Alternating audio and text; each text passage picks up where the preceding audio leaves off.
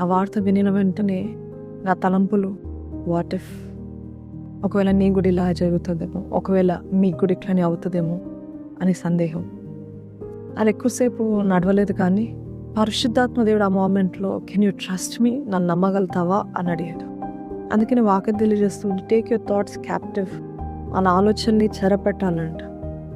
ఈరోజు మీ జీవితంలో కూడా దేవుడు ఒక నూతన ప్రారంభము, నూతన కార్యము, లేకపోతే నూతన ప్రాంతము, నూతన దశలోకి మిమ్మల్ని నడిపిస్తున్నప్పుడు వాట్ ఇఫ్, ఒకవేళ నాకు కూడా ఇట్లా అవుతుందేమో, లేకపోతే ఏది మా బాగా జరగదేమో, ఎప్పుడు చూసిన వర్స్ట్ కేస్ సినారియో గురించి ఆలోచిస్తున్నారా?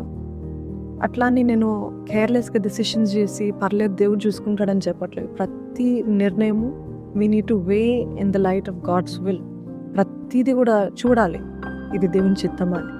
కానీ ప్రతి విషయంలో ఏమో జరుగుతుందేమో, ఏమో అయిపోతుందేమో అని కలవరాలు, తలంపులు, కలవరాలతోటి నింపబడిన భయము ఇవన్నీ ఉన్నాయంటే దేవుడు ఒకటే అడుగుతున్నాడు, నన్ను నమ్మగలుగుతావా, నన్ను నమ్మగలుగుతావా?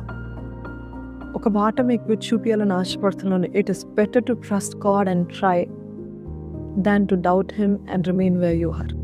సందేహంతో అక్కడే నిలిచిపోవడం కంటే దేవునిపై నమ్మకం పెట్టి ప్రయత్నించడం మేలైనది. పేతురులాగా at least Peter got out of the boat, at least he tried. ఈరోజు దేవుడు కనీసం ప్రయత్నించు అని చెప్తున్నాడేమో, మీతో తెగించు అని చెప్తున్నాడేమో, భయపడద్దు అని చెప్తున్నాడేమో, నన్ను నమ్ము అని అంటున్నాడు దేవుడు. Can you trust him? ఆయన నమ్మగలుగుతారా? కీర్తనలు 9వ అధ్యాయంలో ఈ రీతి ఉంటుంది, యెహోవా నేను ఆశ్రయించు వారిని నువ్వు విడిచిపెట్టువాడవు కావు. ఆమెన్. ఆయన మిమ్మల్ని విడిచిపెట్టే దేవుడు కాదు. ఆయనను ఆశ్రయిస్తే, ఆయన చిత్తాన్ని వెతుకుతే, ఆయన చిత్తంలో మీరు అడుగు తీసినట్లయితే ఆయన మిమ్మల్ని విడిచిపెట్టే దేవుడు కాదు.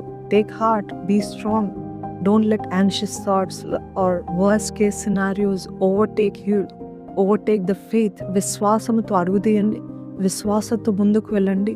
నీ యాంగ్షియస్ థాట్స్ వచ్చినప్పుడు చెరపట్టండి. దేవుని వాక్యానుసారంగా, దేవుని ఆత్మానుసారంగా మీరు నిర్ణయాలు తీసి ముందుకు వెళ్ళండి. దేవుడే మీకు అటువంటి శక్తి, కృప, సహాయము, ధైర్యము ఇచ్చి నడిపించును గాక. ఆమేన్.